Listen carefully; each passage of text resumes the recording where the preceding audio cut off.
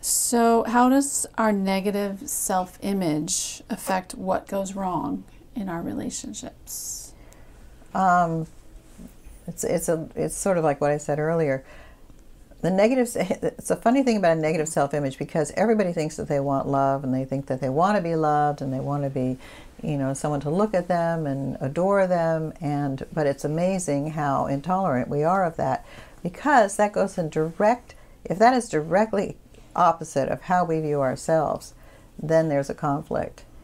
And a lot of people are suspicious when somebody loves them. When somebody sees them in a certain way, they feel like, well, you don't know me, you don't know how I really am, or you're idealizing me, or even they'll think, I don't know what you want from me. They have all these reactions. But it's amazing how much we want to hang on to our negative self-image too, because in a way that's a connection to our past, it's how we've always known ourselves. It's our connection to our family. It's like shakes us up to think that something that we fundamentally thought is true could possibly not be true. If a person is insecure and then they're loved, how does that mess with their identity? It's interesting because if a person's insecure, you would think it would make them feel secure to be loved, but oftentimes it doesn't even touch the insecurity.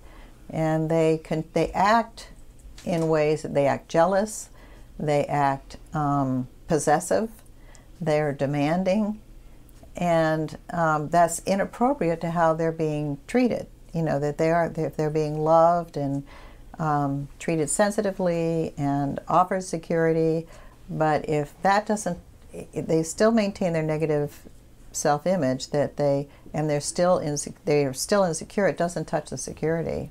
I know somebody now in a relationship, and it's every time it's really close between them, he gets crazy jealous of things he makes up. He makes up that there are people that she's texting and that there are people that she's seeing when she's on business trips, and he makes all this up, and he has about 24 hours of insane jealousy, and then he sort of comes back down to earth. They talk, they sort of get everything worked out until the next time they're really close, and she's feeling very, very close to him, and then he has, in the next 24 hours, he's just crazy jealous. But I think that his negative identity is that he's going to be abandoned and that nobody could ever love him. And every time that it gets close and that's threatened, then he has a reaction.